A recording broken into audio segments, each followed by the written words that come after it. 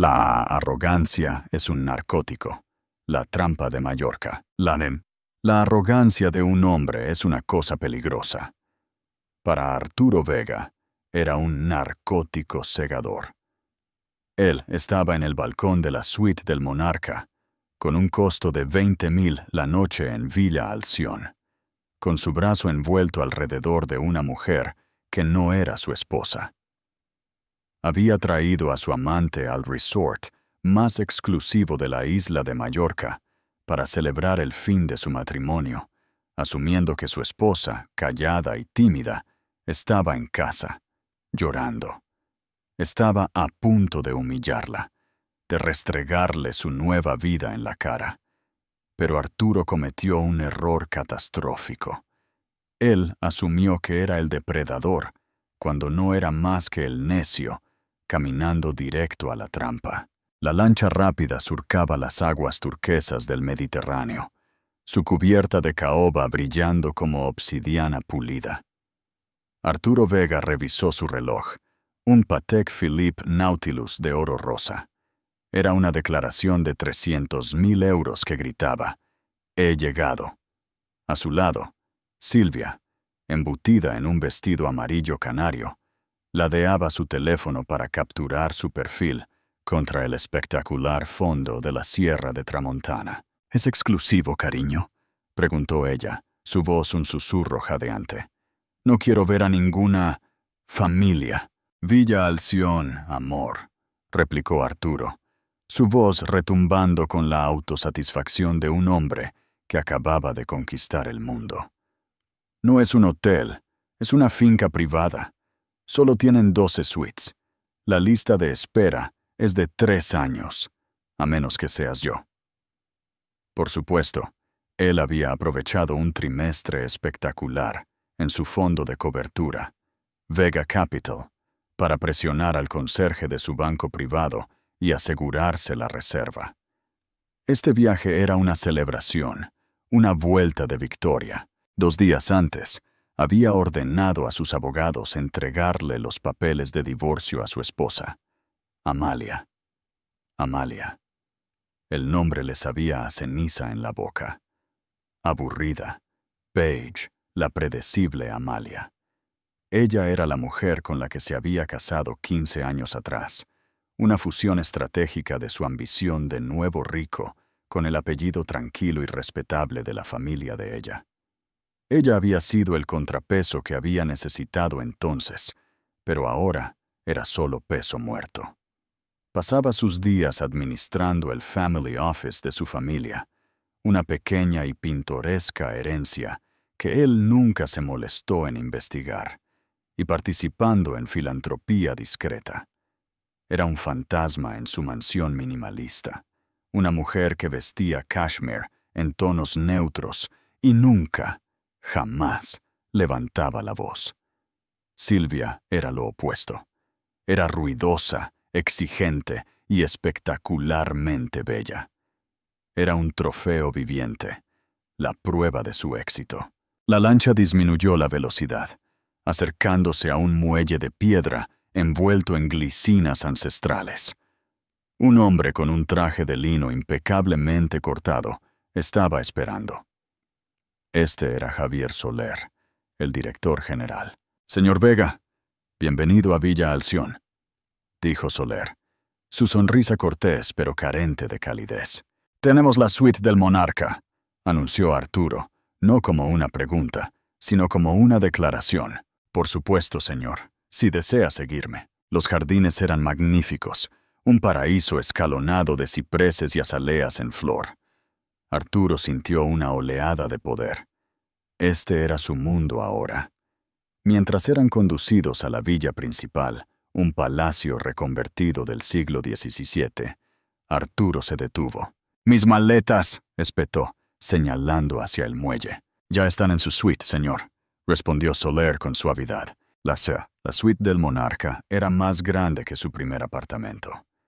Era una extensa explanada de mármol, frescos y mobiliario italiano moderno, con una terraza privada que parecía flotar sobre el mar. «Esto servirá», dijo Silvia, dejándose caer en una tumbona y comenzando inmediatamente un vídeo para sus seguidores.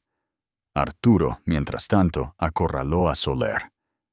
Necesitaré una reserva para la cena de esta noche. A las 8 en punto, la mejor mesa en su restaurante, El Faro. Y requeriré un vino específico, un Double Magnum del Screaming Eagle del 97. La ceja de Soler se crispó, el más leve atisbo de sorpresa. Señor, nuestro restaurante se centra en variedades italianas y españolas autóctonas. Estoy casi seguro de que no tenemos ese Cabernet de Napa en particular. Entonces encuéntrelo, dijo Arturo, despidiéndolo con un gesto de la mano. Haga que lo traigan en avión desde Madrid. No me importa el costo. Estoy celebrando una victoria personal significativa. Como usted desee, señor, dijo Soler, con la voz entrecortada. ¿Se unirá la señora Vega a usted para este viaje? Arturo se rió, un sonido corto y ladrante. ¿Se refiere a mi esposa? Dios, no. Ella no es exactamente del tipo de Villa Alción. Está en casa, probablemente, catalogando sellos o lo que sea que haga. Nos estamos divorciando. Esto, dijo, señalando a Silvia, es el futuro. La expresión de Soler se mantuvo indescifrable. Simplemente asintió. Ya veo.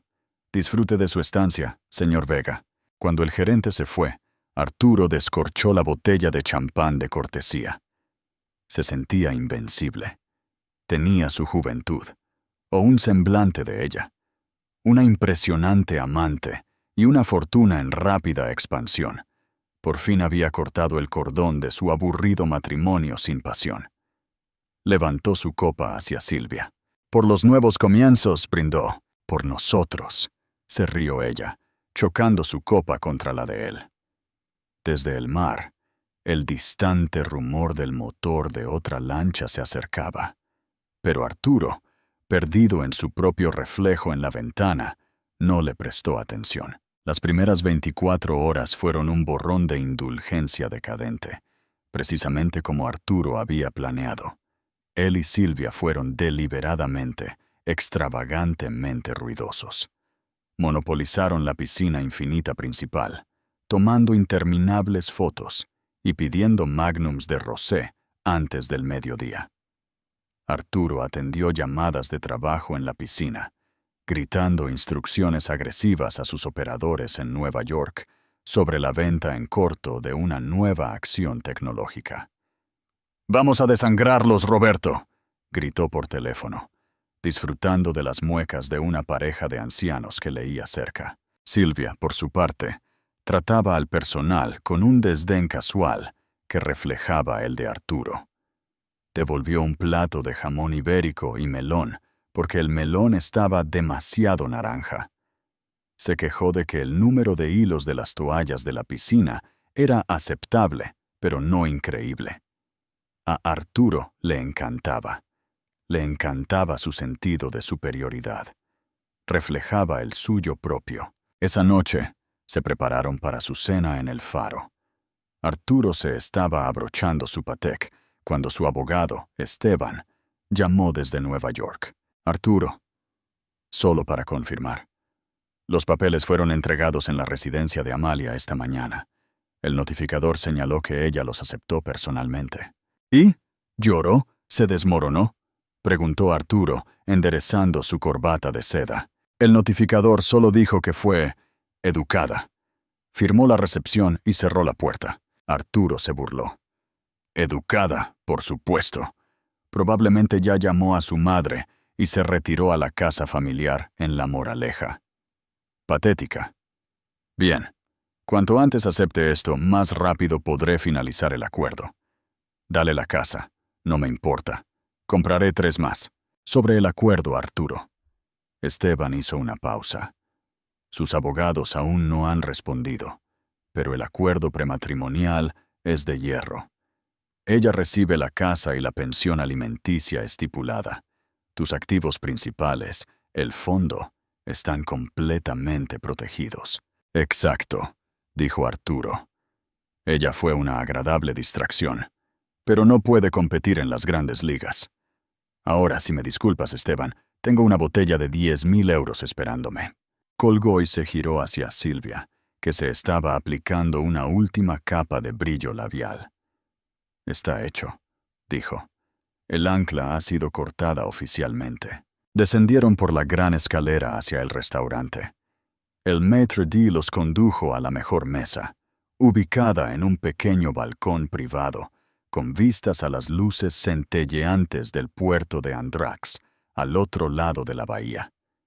Era obscenamente romántico. ¿Ves?, le susurró Arturo a Silvia. Yo soy el dueño de este lugar. La cena comenzó bien. La comida era innegablemente brillante. Pero Arturo estaba esperando su vino. Finalmente, el señor Soler se acercó a su mesa, con las manos vacías. «Señor Vega, mis más sinceras disculpas. Lo encontraste». «Confío», dijo Arturo, molesto por la interrupción. «Señor», como le expliqué, no tenemos esa botella. Hice, como me solicitó, contactar a nuestros proveedores en Madrid e incluso en Barcelona. No es posible conseguir un double magnum de esa cosecha con tan poca antelación. Arturo sintió un rubor de ira. ¿No es posible? ¿Entiendes quién soy? No es posible, no es una respuesta aceptable. Sin embargo, continuó Soler, su voz peligrosamente tranquila, tenemos una de las bodegas más selectas de las Baleares. Estaré encantado de recomendarle un Ribera del Duero o un Priorat que superarán con creces. «No quiero un Ribera», espetó Arturo, subiendo la voz. Varios comensales se giraron a mirar. «Quería lo que pedí». «Se supone que este es un establecimiento de 5 estrellas», intervino Silvia. «Se lo dijiste hace horas. ¿Eres incompetente?» Los ojos de Soler se endurecieron, pero su voz se mantuvo nivelada. «Lamento no haber podido cumplir sus expectativas, señorita. Los dejaré con su comida». Se dio la vuelta y se marchó. «¡Qué descaro!», siseó Arturo. «Haré que lo despidan por esto. Compraré todo este hotel y lo despediré yo mismo». «Deberías, cariño», asintió Silvia, ya olvidando el vino y tomándose una selfie. Pero la interacción dejó un sabor amargo en la boca de Arturo. Era la primera vez desde su llegada que su poder había sido cuestionado. Era una pequeña grieta en la fachada de su fin de semana perfecto, y lo enfureció. Sintió un pinchazo de desasosiego, una sensación de que la deferencia que le habían mostrado antes no era asombro, sino algo más. Una tensa tolerancia. Reprimió el sentimiento, pidiendo el otro vino más caro de la lista y bebiéndolo demasiado rápido. No permitiría que un director de hotel arruinara su triunfo. Al día siguiente, Arturo se despertó con un dolor de cabeza sordo por el vino. Estaba decidido a borrar el desaire de la noche anterior. Pasaría el día en el mar, proyectando una imagen de riqueza tan despreocupada que todo el personal se vería obligado a arrastrarse. Él y Silvia salieron a la terraza del desayuno bañada por el sol, vestidos con lino blanco a juego. Arturo estaba detallando en voz alta su plan para alquilar la lancha motora Vintage Riva del hotel para el día, cuando de repente se congeló. Su taza de café se detuvo a medio camino de sus labios. Al otro lado de la terraza, sentada en una mesa tranquila en la esquina, sombreada por un olivo masivo, estaba Amalia. Era imposible. Parpadeó, seguro de que el vino de alta graduación y el sol brillante estaban creando un espejismo. Pero era ella. No estaba llorando. No estaba vestida de negro.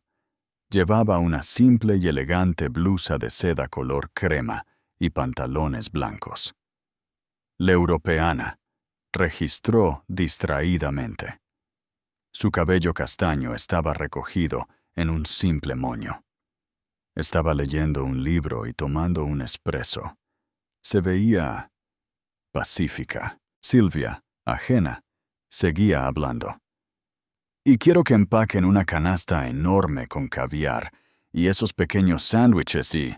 ¡Cállate!, siseó Arturo. ¿Qué? Silvia pareció ofendida. Arturo no podía quitar los ojos de su esposa. Su esposa, aquí en el mismo hotel. ¿Cómo se atrevía? Su mente se aceleró, recorriendo emociones. Primero shock, luego una rabia candente y ardiente. Lo estaba acosando. Había recibido los papeles de divorcio y en un movimiento patético y desesperado, lo había seguido hasta aquí para... ¿Qué? ¿Confrontarlo? ¿Armar una escena? ¿Rogarle que volviera? Una sonrisa lenta y cruel se dibujó en su rostro. El shock inicial se desvaneció, reemplazado por una profunda sensación de satisfacción. Esto era incluso mejor de lo que había imaginado. Pensó que ella se desmoronaría en privado, en su mansión vacía. Pero ella se había entregado a él. Había traído su humillación al lugar más hermoso de la tierra, justo a su puerta. «Cariño, ¿qué pasa?», preguntó Silvia, finalmente notando su mirada fija. Ella siguió su mirada. «Dios mío, ¿esa es ella?». «La futura ex señora Vega», se burló Arturo, su buen humor restaurado. «¿Qué está haciendo aquí?», susurró Silvia, horrorizada. «Este es nuestro viaje. Es tan vulgar, se ve tan simple. Está desesperada, amor. Este es el último acto patético de un animal moribundo», dijo Arturo, saboreando el momento. «Cree que puede hacerme sentir culpable. Cree que puede arruinar nuestra celebración». Miró a Amalia durante un largo momento. Lo más inquietante de él era su calma. No parecía una mujer al borde de una crisis. Parecía serena. Pasó una página de su libro. Pidió un segundo expreso a un camarero, que se dirigió a ella con una familiaridad que molestó a Arturo. «Bueno, yo no voy a tolerarlo», declaró Silvia, poniéndose de pie. «Voy a ir allí y decirle que se vaya». «No, no». Arturo la jaló hacia abajo, su mente formulando un plan mucho más delicioso. «No la interrumpas. Deja que desayune. Estaremos en la lancha todo el día. La verdadera diversión, la verdadera confrontación, debe ser pública. Esperaremos hasta esta noche, en el bar, justo antes de la cena. Dejaremos que todos vean lo que es». «¿Qué es?», preguntó Silvia confundida. «Un fantasma», dijo Arturo, sus ojos brillando. «Y es hora de exorcizarla». Lector. Un momento de pausa. ¿Qué crees que debería hacer Arturo? ¿Ir a confrontarla de inmediato? ¿O esperar? ¿Cree que Amalia está aquí por él o hay otra razón? Déjanos tu opinión en los comentarios antes de seguir. Pero mientras trataba de disfrutar de su día, la imagen de su rostro tranquilo y sereno lo atormentaba. Había esperado lágrimas, histeria, acusaciones a gritos. Había esperado una pelea. Su tranquila presencia era una nota disonante en su sinfonía de triunfo perfectamente compuesta. Se encontró revisando la terraza desde la lancha, preguntándose si ella todavía estaba allí. Se puso agitado, gritándole a Silvia cuando ella le pidió que le tomara una foto por 10ª vez. «Simplemente disfruta de la vista, ¿quieres?», ladró. No podía. Podía sacudirse la sensación de que algo andaba mal. Que ella estuviera allí no era solo desesperación. Era ilógico. Amalia odiaba la atención, odiaba la confrontación. ¿Por qué volaría al otro lado del mundo, a un lugar donde sabía que él estaría, solo para sentarse tranquilamente y leer un libro? Lo descartó como el comportamiento extraño e irracional de una mujer despechada. Él tenía el control. Él era el que tenía el poder. Y esa noche iba a demostrarlo. El aire al atardecer era espeso con el aroma de jazmín. El bar de la terraza principal del hotel Se estaba llenando con los otros huéspedes. Un industrial alemán, una actriz francesa, un multimillonario de Silicon Valley. Era una multitud de poder tranquilo e inmenso.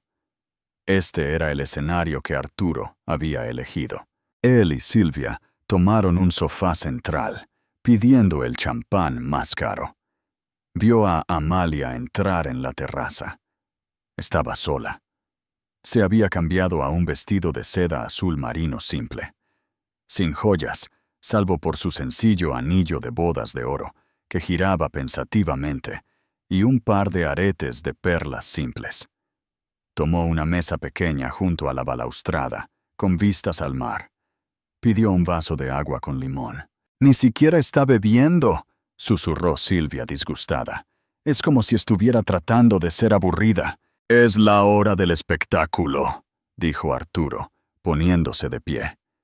Alisó su blazer hecho a medida, tomó la mano de Silvia y comenzó a caminar hacia su esposa. Sintió los ojos de los otros invitados seguirlo. Lo reconocieron de la piscina. La reconocieron a ella del desayuno. Esto iba a ser delicioso. Se detuvo directamente frente a su mesa. Ella levantó la vista, su expresión suave, como si notara a un camarero, no al esposo que acababa de solicitar el divorcio. «Amalia», comenzó Arturo, su voz chorreando falsa lástima. «Qué sorpresa tan fascinante». «Hola, Arturo», dijo ella, con la voz serena. Silvia, sintiendo su señal, se adelantó. «Simplemente no entiendo qué estás haciendo aquí, Amalia. Es realmente patético. ¿No puedes entender la indirecta? Él está conmigo. Estas son nuestras vacaciones». Arturo levantó una mano, silenciando a Silvia con un gesto. Ahora, cariño, seamos amables. Claramente está pasando por un momento difícil». Miró de nuevo a Amalia, su sonrisa convirtiéndose en una mueca. «De verdad, Amalia, esto es caer muy bajo, incluso para ti. ¿Seguirme hasta aquí? ¿De verdad pensaste que podrías volar a Mallorca y yo simplemente, ¿qué? Olvidar todo y aceptarte de nuevo?» Amalia tomó un sorbo lento de su agua. «No estoy aquí por ti, Arturo». «Oh, por favor», rió Arturo, un sonido áspero que hizo que el industrial alemán mirara con molestia. «¿Para quién más estarías aquí? ¿Viniste a fregar los suelos? No me di cuenta de que a tu pequeño fondo familiar le iba tan mal que necesitabas un trabajo a tiempo parcial». «Tienes que irte», insistió Silvia. «Te estás avergonzando a ti misma. Lo estás avergonzando a él». «Tienes razón», dijo Arturo, inclinándose, su voz cayendo a un susurro cruel y confidencial. «Se acabó. He pasado página. He mejorado. Tienes que aceptarlo. Vete a casa. Vuelve a tu jardín o a tus obras de caridad o lo que sea que hagas. No perteneces a este lugar. Este mundo no es para ti. Es para personas que toman lo que quieren. Tú eres solo la persona que se queda atrás». Se echó hacia atrás, con los brazos cruzados, esperando las lágrimas, esperando el colapso. Amalia simplemente lo miró. Sostuvo su mirada durante 10 segundos completos, sus ojos claros y firmes. No había dolor en ellos. No había ira. No podía ubicarlo. Parecía casi como lástima. «¿Has terminado?», preguntó ella. La pregunta lo tomó por sorpresa. ¿Qué? ¿Tu discurso fue muy teatral? ¿Has terminado?» Antes de que Arturo pudiera responder, el señor Soler, el director general, apareció a su lado. Su rostro era una máscara de frío profesionalismo. «Señor Vega», dijo Soler, su voz tranquila, pero portando el inconfundible peso de la autoridad. «Ah, Soler», dijo Arturo, girándose triunfante. «Momento perfecto. Parece que tenemos una intrusa. Esta mujer no es una huésped. Es mi esposa de la que estoy separado y me está acosando. Por favor, haga que la retiren de la propiedad. En silencio, si es posible.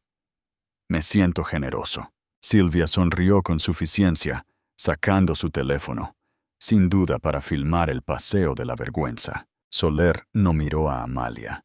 Sus ojos estaban fijos en Arturo. Señor Vega, soy yo quien debe pedirle que se calle. Está causando una molestia a nuestros otros huéspedes. La sonrisa de Arturo se desvaneció. Disculpe, yo soy el huésped.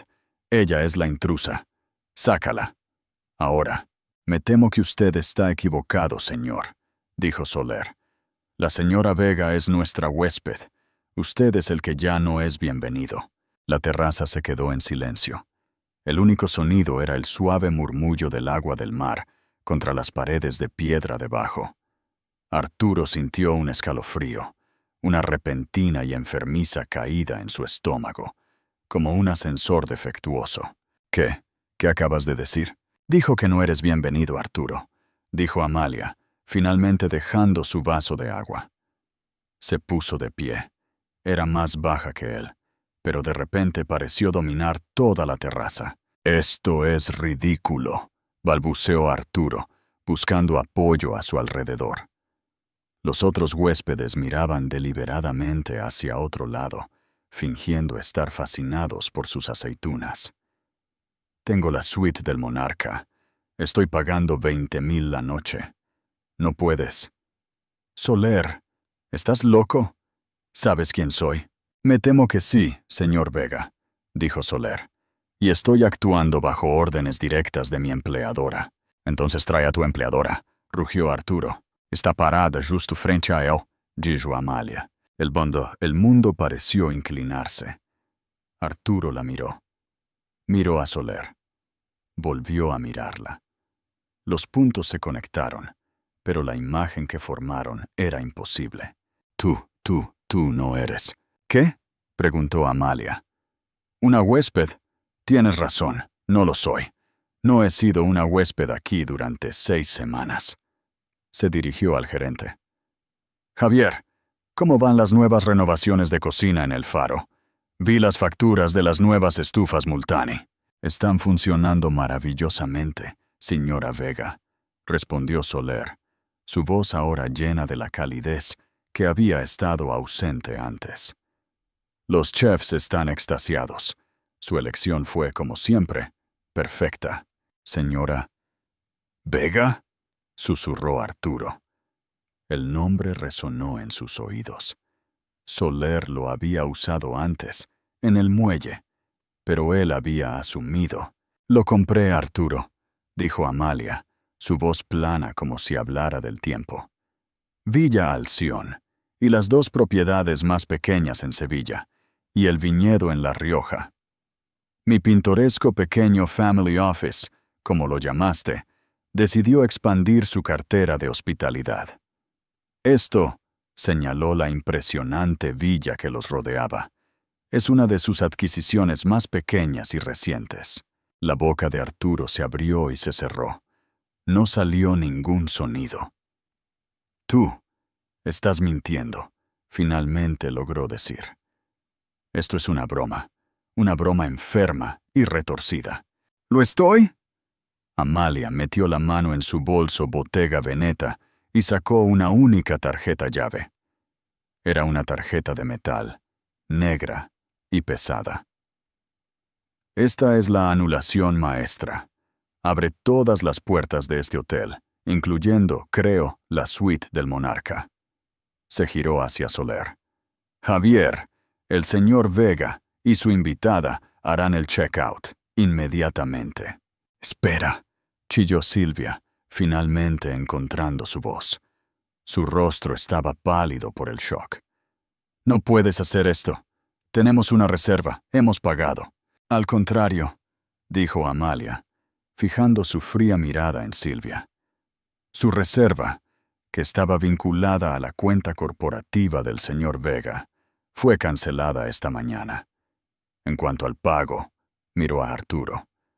La tarjeta de crédito que tienes registrada, La Amex Centurion de la cuenta corporativa fue rechazada hace, 2 horas.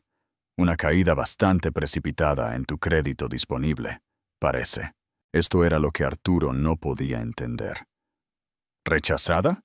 Eso es imposible. Mi fondo vale 9 cifras. Tengo una línea de crédito ilimitada. Tenías de Arturo, lo corrigió Amalia. Tenías una línea de crédito ilimitada. Verás, esa es la otra cosa con la que he estado ocupada. ¿Qué? ¿Qué otra cosa?, preguntó Arturo, pero temía la respuesta. El aire se había vuelto escaso. No parecía poder respirar completamente. Mientras estabas celebrando, yo estaba con mi equipo legal, explicó Amalia, su tono conversacional.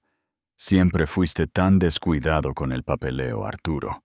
Lo encontraste tan aburrido. Simplemente firmabas lo que Esteban ponía delante de ti. El acuerdo prematrimonial. Se aferró Arturo a un clavo ardiendo. Es de hierro. Mi fondo está protegido. Tu fondo sí. Vega Capital es todo tuyo, asintió Amalia. El problema, Arturo, es que Vega Capital ahora no vale nada. La sangre de Arturo se convirtió en hielo. ¿De qué estás hablando? Eres un gestor de fondos de cobertura, Arturo. Entiendes el apalancamiento. Entiendes la garantía. Ella comenzó a caminar lentamente hacia él, y por primera vez, él se encontró dando un paso hacia atrás. El capital semilla que usaste para iniciar tu fondo hace 15 años, continuó. La inversión ángel que pensaste que había sonsacado a ese viejo banquero. Ese no era él. Era mi padre. Venía de mi fideicomiso familiar. Pero no fue un regalo, Arturo. Fue un préstamo. Un préstamo garantizado no solo por los activos del fondo, sino por cada activo vinculado al fideicomiso. Eso no es verdad. Lo es. Y cuando te casaste conmigo, firmaste una exención que me otorgaba, como albacea del patrimonio de mi padre, control total de apoderado sobre esa garantía en caso de grave mala conducta personal. Creo que el adulterio, particularmente con una empleada. Sí, sé que Silvia era tu asistente de marketing. Cuenta. Los papeles que firmé esta mañana no eran papeles de divorcio, Arturo. Eran avisos de incumplimiento. El teléfono de Arturo, que había estado en silencio todo el día, de repente vibró. Lo sacó con una mano temblorosa. Un mensaje de texto de su director de operaciones, Roberto. Llamada de margen. Todas las líneas. KTP Morgan está retirando nuestro crédito. Arturo, ¿qué hiciste? Otra vibración. Su banco privado. Urgente. Reembolso inmediato exigido en todos los préstamos personales. Otra. Vega Capital Activos. Congelados a la espera de investigación. Mientras estabas en la piscina, dijo Amalia, ejecuté la nota. Todo. Las acciones que estabas vendiendo en corto, mi fondo tomó la posición larga, respaldado por un consorcio que yo armé. Tu pequeño plan de desangrarlos, estabas apostando contra mí, y perdiste, señaló su muñeca. Ese Patek, la casa, el jet en el que viniste, no eran tuyos, Arturo. Eran prestados, y el préstamo ha sido revocado. Arturo tropezó hacia atrás, golpeando un pilar de piedra. No solo estaba divorciado, no solo estaba avergonzado, estaba arruinado. No era nada. Todo el edificio de su vida, su riqueza, su poder, había sido un castillo de naipes equilibrado sobre el aburrido fideicomiso familiar de su esposa. Miró a Silvia. Su rostro era una máscara de horror y cálculo. Lo estaba mirando a Arturo, pero no con simpatía. Lo estaba mirando como si fuera una enfermedad contagiosa. Arturo, susurró ella, con la voz tensa por el pánico. ¿Es verdad? Arturo no podía hablar. Solo miró su teléfono, viendo su vida evaporarse en una serie de mensajes de texto. Dios mío, dijo Silvia, alejándose de él. Oh, yo necesito ir al baño. Se giró y huyó, no hacia los baños, sino de vuelta hacia el lobby. No miró hacia atrás ni una sola vez. Arturo se quedó solo, rodeado por el tranquilo zumbido de los huéspedes adinerados que ahora lo miraban abiertamente. Miró a Amalia, el fantasma. La mujer beige, aburrida, predecible, que acababa de desmantelar su mundo entero antes de que su vaso de agua se calentara. ¿Por qué?, susurró. La única palabra que pudo encontrar. Me preguntaste si vine aquí a fregar los suelos, dijo Amalia, su voz desprovista de triunfo. Era simplemente definitiva. Vine aquí para firmar los informes trimestrales. Tú simplemente estabas aquí también. Hizo una señal a Soler. Dos hombres de seguridad grandes, educados e inflexiblemente firmes, llamados Juan y Pablo, se materializaron desde las sombras. Javier, dijo Amalia, dando la espalda a Arturo. Por favor, muestre al señor Vega la salida de servicio. Sus cosas están siendo bajadas. Ella se alejó, no hacia el restaurante, sino hacia un estudio privado. Un hombre que Arturo no había notado antes. Un distinguido señor de traje oscuro, su abogado, David, se dio cuenta ahora. Se puso de pie mientras ella se acercaba, sosteniendo un portafolio de documentos para que ella firmara. ¡Espera!, gritó Arturo. ¡Amalia, espera! ¡Podemos hablar de esto! Pero ella no se dio la vuelta. Simplemente desapareció dentro, la puerta cerrándose con un clic silencioso y costoso. La humillación era una cosa física, una manta fría y pesada que sofocaba el aire de sus pulmones. Los dos hombres de seguridad, ambos llamados Juan y Pablo, no le pusieron una mano encima, pero su presencia era una jaula. Se movieron con la calma e inexorable certeza de hombres que lidiaban con situaciones desagradables para ganarse la vida. Su profesionalismo, un insulto mucho más profundo de lo que cualquier agresión abierta podría haber sido. Arturo, que había comandado salas de juntas con una sola mirada, ahora estaba siendo pastoreado como un animal callejero. Lo guiaron no a través del gran vestíbulo de mármol por donde había hecho su entrada triunfal, sino por una serie de pasillos de servicio estériles. Las paredes eran de un blanco crudo, rosadas con marcas negras de carros de reparto. El aire, antes perfumado con jazmín y perfume caro, ahora olía vagamente a lejía y aceite de cocina. Era la anatomía oculta del resort, las entrañas que nunca debió ver. Cada paso lejos de las opulentas áreas de huéspedes era un paso por una escalera que no sabía que estaba subiendo, un descenso a un mundo del que pensó que hacía tiempo había escapado. La oficina a la que lo condujeron era pequeña y sin ventanas, amueblada con un único escritorio de metal y una silla rodante con un desgarro en el vinilo. En la pared había un corcho clavado con horarios de personal y avisos de seguridad. Este era el Ned-Duc. Aquí terminó su reinado imperial. Su equipaje, todo el conjunto de maletas rígidas, Louis Vuitton, personalizadas, que un personal shopper le había asegurado que proyectaban un poder global sin esfuerzo, estaba apilado sin ceremonias junto a la puerta. No estaba apilado con cuidado.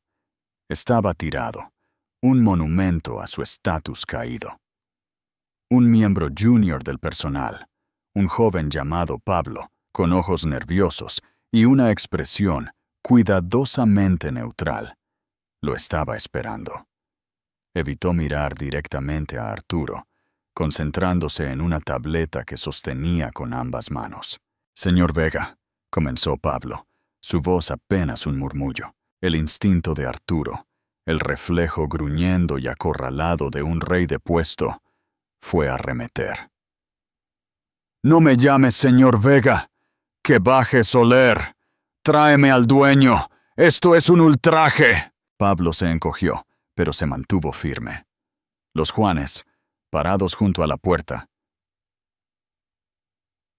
cambiaron su peso sutilmente, un recordatorio silencioso de la nueva realidad. La negativa de Pablo a interactuar, su adhesión al protocolo, fue otra pared que Arturo no pudo traspasar. Ya no era un huésped al que había que apaciguar. Era un problema que debía ser procesado. «Necesito que firme aquí, señor», dijo Pablo, extendiendo la tableta. «Es un recibo por sus efectos personales, reconociendo que ha tomado posesión de ellos de la propiedad». Arturo miró la pantalla. La lista de sus propias pertenencias se sintió como una acusación. Un reloj Patek Philippe, oro rosa. Un par de mocasines Loro Piana. Tres trajes Brioni a medida. Era un inventario de su ruina.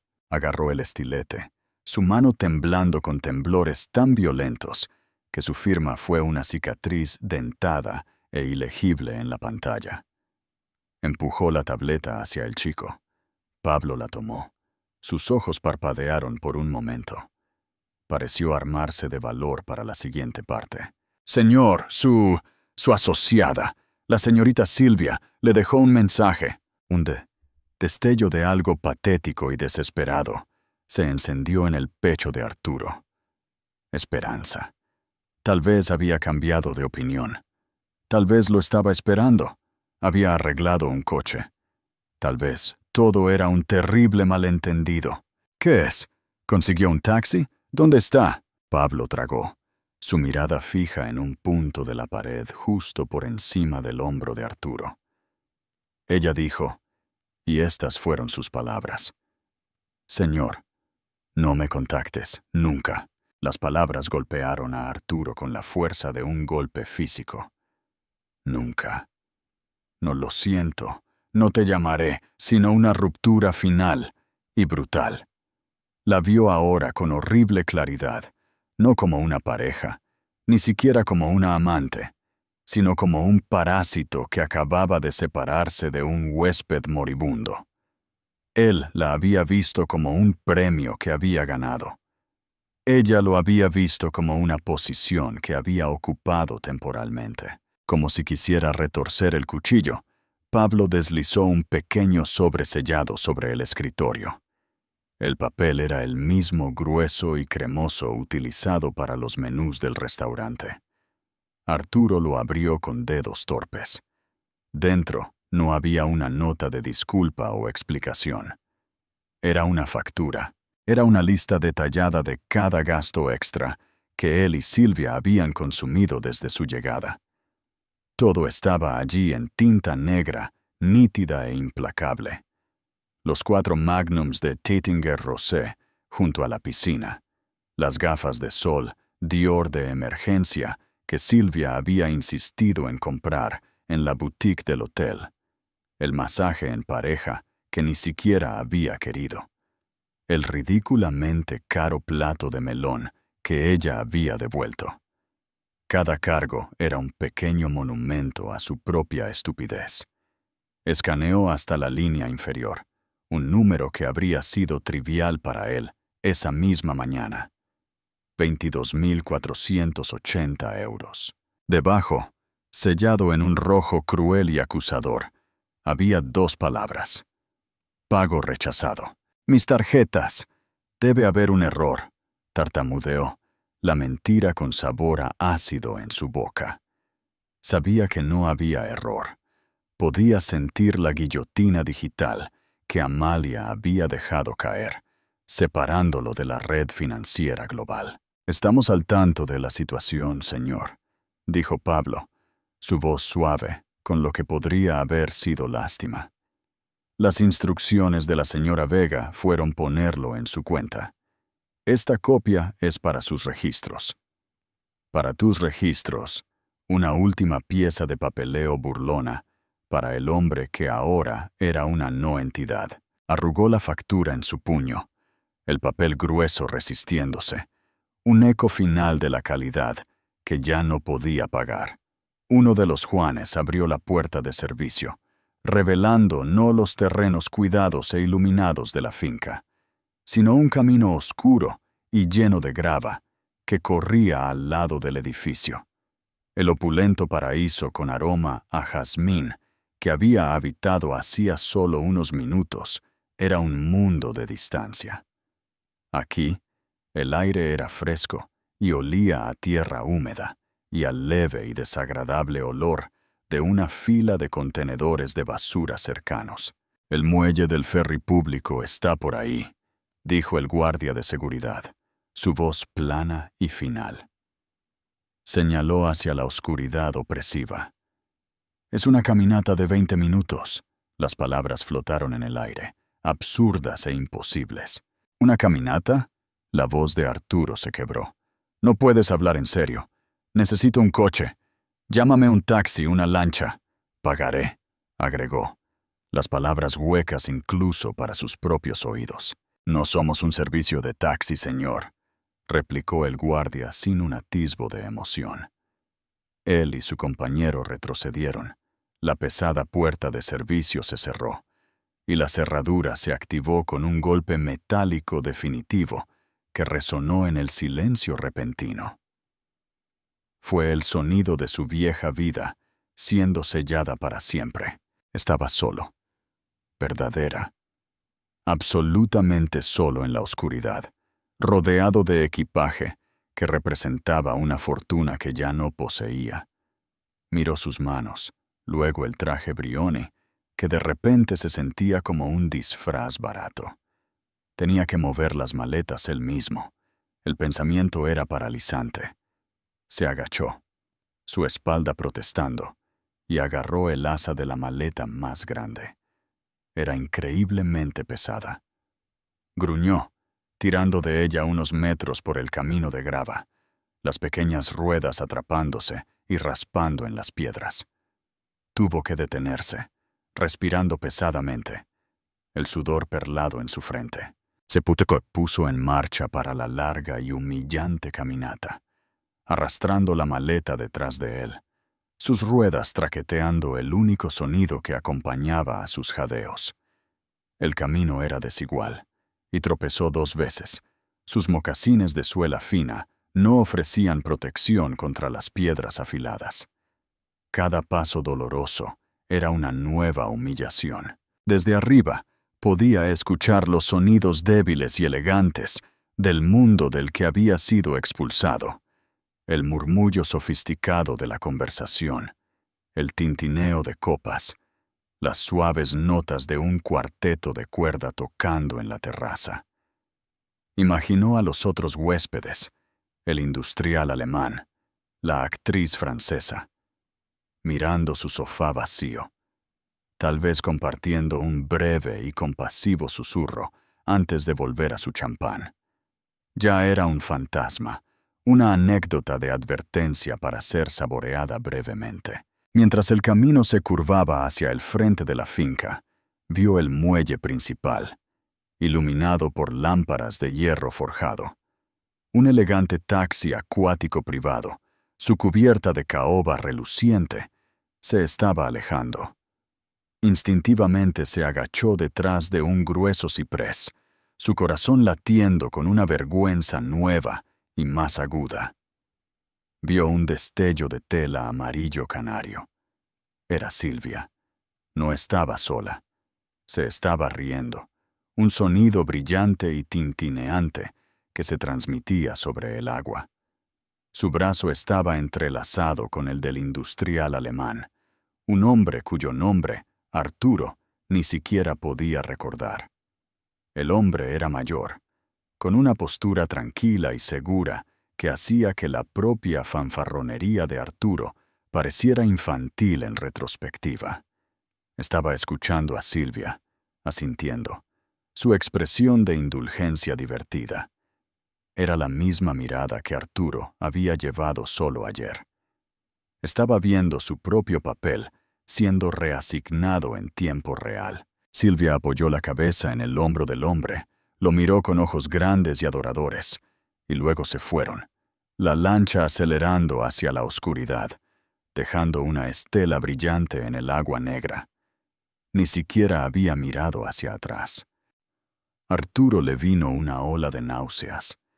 Se apoyó contra la corteza áspera del árbol, la realidad de su situación presionándolo. No había sido solo un proveedor, había sido un escalón, una conveniencia temporal. Su gran narrativa romántica no había sido más que una transacción comercial, y su contrato acababa de ser anulado. Finalmente tropezó fuera de la oscuridad hacia el muelle del ferry. No se parecía en nada al pulido puerto deportivo privado de la villa.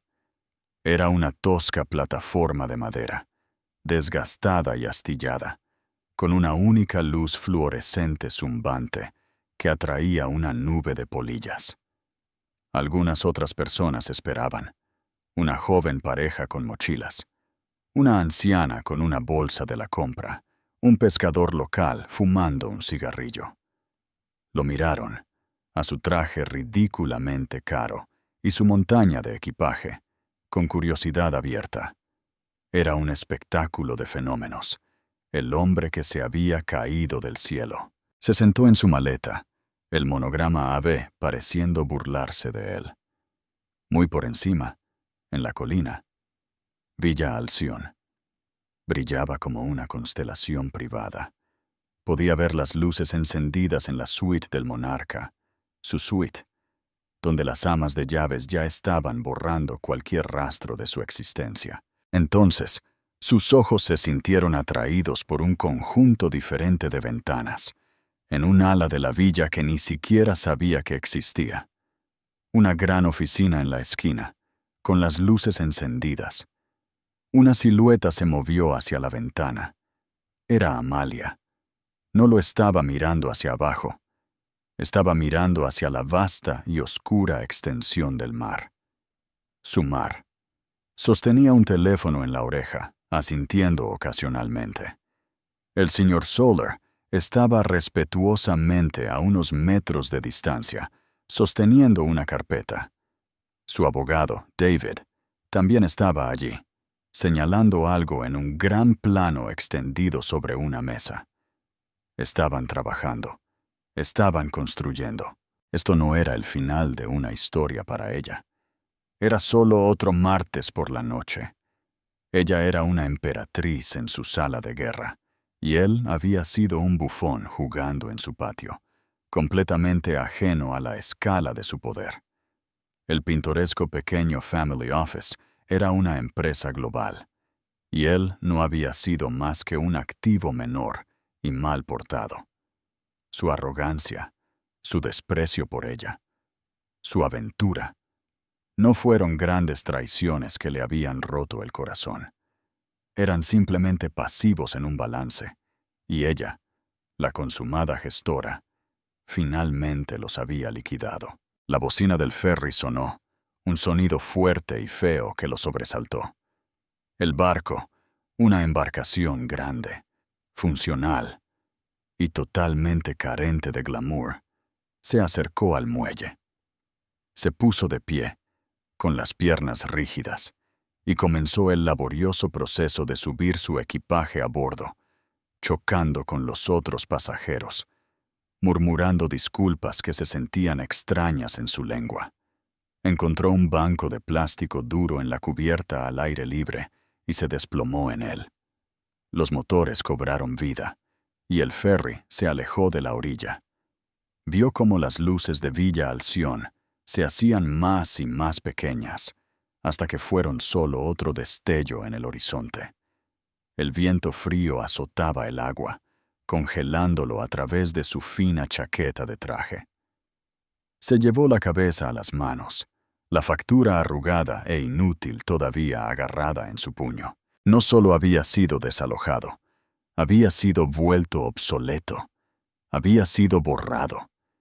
Y mientras el barco traqueteaba a través del agua oscura e indiferente, Arturo Vega, por primera vez en su vida, comenzó a llorar. El Feto Ferry golpeó contra los pilotes del muelle del puerto de Palma, una llegada discordante y sin ceremonias que vibró a través del banco de plástico barato y hasta los huesos de Arturo. Los otros pasajeros, los mochileros y los lugareños se levantaron de golpe, ansiosos por llegar a casa. Arturo permaneció sentado, una estatua de incredulidad congelada, hasta que un tripulante gritó: «¡Señor, finito!». El fin. Se puso de pie, con el cuerpo dolorido, y se enfrentó a la inmediata pesadilla logística de su vida. El equipaje. Luchó por subir las maletas al muelle, una por una, un espectáculo sudoroso y gruñendo. Sus manos, acostumbradas a firmar acuerdos de 9 cifras, ahora estaban en carne viva y con ampollas por el trabajo manual inusual. Los otros pasajeros fluían a su alrededor, un río de vida normal, separándose alrededor de una roca de miseria opulenta. Nadie se ofreció a ayudar. Solo miraron al hombre en el traje de 5.000 euros, ahora veteado de mugre por la cubierta del ferry, que parecía un refugiado de un mundo que solo veían en las revistas. Estaba en el paseo marítimo brillantemente iluminado. Era tarde, pasadas las 11, pero el paseo marítimo todavía estaba vivo con gente paseando, comiendo helado, sus risas resonando sobre el agua. Se sintió como un ataque personal. Alineó sus maletas en el pavimento, como soldados en una causa perdida. Necesitaba un taxi. Necesitaba un hotel. Necesitaba pensar. Un taxi se detuvo. Arturo levantó la mano, un gesto que había realizado miles de veces. El conductor salió. Miró la montaña de equipaje. Miró a Arturo y suspiró. ¿Dónde? ¿Hotel? La mente de Arturo se quedó en blanco. Luego se aferró al único otro nombre que conocía, un nombre de su antigua vida. Hotel Gran Meliá Don Pepe, en Marbella. Los ojos del conductor se abrieron, luego se entrecerraron. Don Pepe. Silbó, un sonido bajo y de evaluación. Esta era una tarifa que valía la pena. Comenzó, con sorprendente eficiencia, a cargar las maletas en el maletero de la furgoneta, un puzzle de cuero y latón. Arturo se subió al asiento trasero, hundiéndose en la tapicería desgastada. El coche olía a tabaco rancio y ambientador con aroma a pino. El viaje fue silencioso. Arturo miró por la ventana mientras dejaban el centro de la ciudad y serpenteaban a lo largo de la orilla del mar. Vio las grandes entradas cerradas de otras villas, mundos de luz y poder, a los que él, hacía solo unas horas, había pertenecido. Estaba aturdido, en un estado de shock profundo que lo aislaba del peso total y aplastante de su realidad. Estaba operando con la memoria muscular de la riqueza. Conseguiría una habitación, llamaría a Esteban por la mañana, y esta pesadilla, se solucionaría. Amalia había dejado clara su postura. Era una jugada de poder brillante y despiadada, pero no podía ser definitiva. Simplemente no podía. Se detuvieron en el largo y majestuoso camino de entrada del Gran Meliá Don Pepe, un hotel que rivalizaba con Villa Alción en su grandeza e historia. El portero, ataviado con un magnífico uniforme, se apresuró y abrió la puerta de Arturo, saludándolo con un pulido. «Buonasera, signore». «Bienvenido». Arturo salió, su confianza regresando momentánea y reflexivamente. Este era su mundo. Podía arreglar esto. Entró en el vestíbulo, una impresionante extensión de mármol, candelabros y antigüedades invaluables. Caminó directamente al mostrador de recepción, dejando que el conductor y el portero se encargaran de las maletas. «Una suite, por favor», le dijo al empleado, una mujer cuya sonrisa era una obra maestra de hospitalidad profesional. «Con vista al mar, lo que tengan». «Lo ha». «Por supuesto, señor. ¿Podría darme una tarjeta de crédito y su pasaporte?» Arturo sacó su cartera. Le entregó la Amex Centurion. La tarjeta negra, su arma principal y símbolo, parecía sólida y real. Era Arturo Vega. Esto funcionaría. La empleada la deslizó. Su sonrisa vaciló, solo por un segundo. La deslizó de nuevo. «Lo siento, señor. Parece haber un problema». «Eso es imposible», dijo Arturo, su voz un poco demasiado alta. «Pásala de nuevo». «Ya lo he hecho, señor», dijo ella, bajando la voz, sus ojos parpadeando hacia el portero. «Rechazada». «¿Rechazada?» La palabra era ajena. «Bien. Estoy molesto, no en pánico. Todavía no». Sacó su tarjeta JTTP Morgan Reserve. «Prueba con esta». Ella la deslizó. El resultado fue el mismo. Su sonrisa se había ido, reemplazada por una máscara de sospecha educada. «Esta también, señor». «Esto es ridículo», dijo Arturo, su voz resonando en el vestíbulo cavernoso. Una pareja cenando en la terraza se giró a mirar. «Tu sistema está roto. Llama al banco». «Señor, es casi medianoche», dijo la empleada. Su paciencia claramente se había agotado. «Ambas tarjetas están rechazadas». La sangre de Arturo se heló. El shock estaba desapareciendo, reemplazado por un terror helado y rastrero. Era real. Amalia lo había hecho. Había cortado todas las líneas. Buscó torpemente en su cartera. Efectivo. Tenía efectivo. Había sacado 1,000 euros en el aeropuerto para gastos menores. Le había dado algo a Silvia. Sacó lo que quedaba, alrededor de 700 euros. «Aquí», dijo, empujando los billetes sobre el mostrador. «Esto es para el depósito. Arreglaré las tarjetas por la mañana». La empleada miró la pequeña pila de efectivo con desprecio no disimulado. «Señor, nuestras habitaciones comienzan en 3,000 euros por noche. Esto no es suficiente para un depósito, ni siquiera para una noche. Pero solo necesito una habitación». «Me temo que no tenemos disponibilidad para usted, señor», dijo ella, las últimas palabras educadas de la ejecución. Una señal discreta, y un gerente de seguridad, no un portero, estaba de repente junto al codo de Arturo. «Señor, si desea venir conmigo», fue acompañado de regreso al exterior. El portero, su rostro ahora una máscara de desdén, estaba sacando su última maleta del taxi. El conductor se quedó quieto, con los brazos cruzados, su expresión furiosa. «Mi tarifa», espetó el conductor. «A Marbella. Y el peso. 120 euros». Arturo lo miró. 120 euros, por un viaje que terminó en su propio desalojo. Miró los 700 euros en su mano. Le dio el dinero al hombre. Su mano temblaba. El conductor lo contó. Le devolvió algunas monedas. Se subió a su taxi y se fue a toda velocidad, dejando a Arturo solo en la acera, un paria a las puertas del paraíso. Estaba varado. Era pasada la medianoche. Su equipaje, su hermoso e inútil equipaje, estaba apilado alrededor de sus pies, como una barricada. No podía quedarse allí. Miró la pila. 3 maletas grandes, una bolsa de traje. Su maletín, no podía cargarlo todo. Tomó una decisión. Era la primera decisión de su nueva vida. Abrió la cremallera de la maleta más grande, sus manos rasgando el contenido.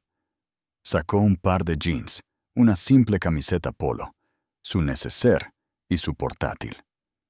Los metió en su maletín y en su pequeña maleta de mano con ruedas. Los cerró. Luego se puso de pie y miró el resto. Los trajes, Brioni, los zapatos hechos a mano, las corbatas de seda, miles y miles de euros de su antigua vida, sentados en una acera en España. Les dio la espalda. Lo dejó todo allí. Comenzó a caminar, tirando de la única maleta con ruedas, sus ruedas traqueteando sobre los adoquines. Se alejó del mar, de las luces, del mundo que conocía. Caminó durante lo que parecieron horas, sus pies gritando en sus zapatos de cuero fino.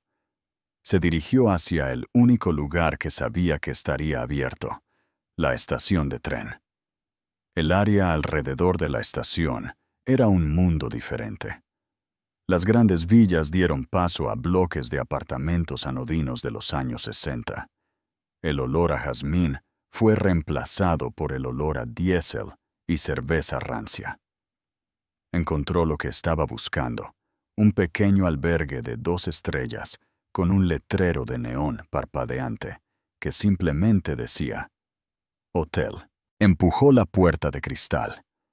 El vestíbulo era una pequeña habitación con suelo de linóleo, donde un hombre somnoliento en camiseta se sentaba detrás de un escritorio de madera contrachapada, mirando una pequeña televisión.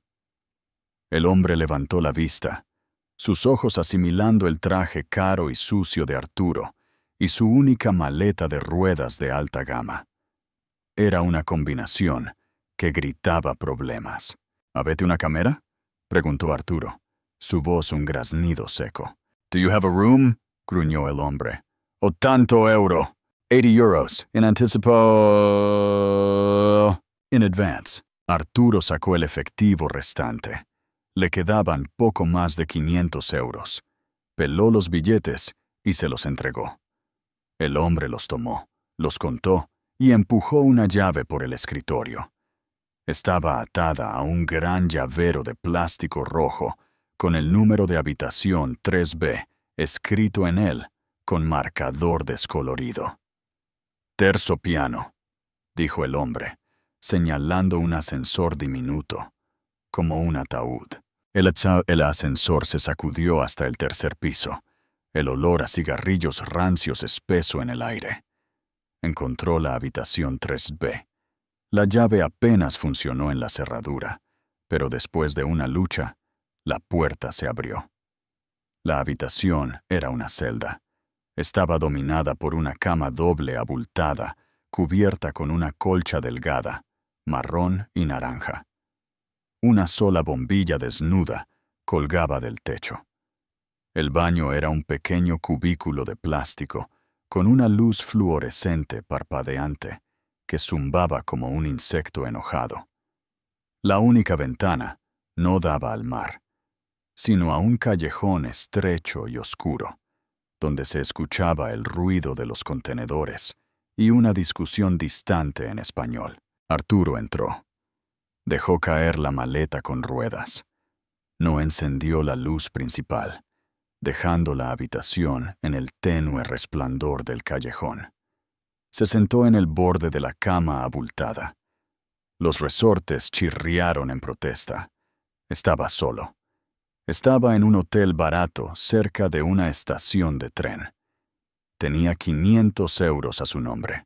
Capturó su reflejo en el espejo barato y deformado colgado en la pared. Vio a un extraño, un hombre despeinado, con ojos hundidos, su rostro pálido de sudor y miedo. El rey arrogante de Mallorca se había ido. En su lugar estaba esta criatura aterrorizada. Su Patek Philippe todavía brillaba en su muñeca. Sacó su teléfono. Intentó llamar a Esteban, su abogado, directamente al buzón de voz. El número al que ha llamado no está en servicio. No buzón de voz. Desconectado. Intentó con Roberto, su director de operaciones. Este número ya no está activo. Intentó con su banquero privado. Desconectado. Amalia no solo había congelado sus activos, no solo había ejecutado sus préstamos, había desmantelado sistemáticamente toda su estructura de apoyo. Los abogados, los banqueros, los ejecutivos eran leales al dinero, y el dinero era de ella. Estaba excomulgado. Se quedó mirando el Patek en su muñeca. Valía... ¿qué? 300.000 euros. Era lo único de valor que le quedaba. Era su último salvavidas. Se lo desabrochó, el oro rosa de repente sintiéndose increíblemente pesado, casi obsceno, en la miseria de la habitación. Lo colocó en la mesita de noche de laminado astillado, el tranquilo y elegante tic, tic, tic de su movimiento era el único sonido en la habitación, un reloj implacable e indiferente que contaba los segundos de una vida que ya había expirado. Conclusión significativa y chilamdamaya la acción. CTA. Gracias por acompañarnos en esta historia. Es un poderoso recordatorio de que la arrogancia a menudo nos ciega ante el verdadero poder que se sienta justo al otro lado de la mesa. Arturo vio a su esposa como una reliquia de su pasado, sin darse cuenta de que ella era la arquitecta de todo su presente. Él pensó que era dueño del mundo, pero ni siquiera se poseía a sí mismo. Su ostentación no fue una señal de su éxito, sino el detonante de su espectacular caída, demostrando que la inteligencia tranquila y la fuerza oculta siempre sobrevivirán a las fanfarronerías más ruidosas. Preguntas para el público. ¿Qué te pareció la venganza de Amalia?